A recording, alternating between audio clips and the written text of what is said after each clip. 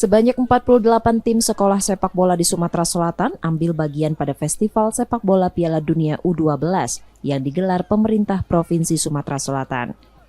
Gubernur Sumatera Selatan Herman Deru menerangkan, festival ini diharapkan mampu membangkitkan semangat pesepak bola usia dini agar terus meningkatkan kemampuan bermain sepak bola. Sumsel sendiri memiliki pesepak bola muda usia dini yang potensial di hampir seluruh kabupaten dan kotanya. Gubernur berharap akan ada banyak pesepak bola muda Sumsel yang mampu berprestasi di level nasional, bahkan dapat memperkuat tim nasional Indonesia. Kita harapkan ini menjadi motivasi bagi anak-anak untuk gemar bermain bola dan pada akhirnya bertarget menuai prestasi. Kita inginkan nantinya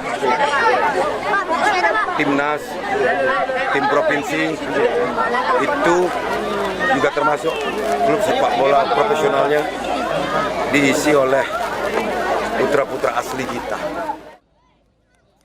Setelah Festival Sepak Bola Piala Dunia U12, rencananya pemerintah Provinsi Sumatera Selatan juga akan menggelar kejuaraan sepak bola Piala Gubernur U20.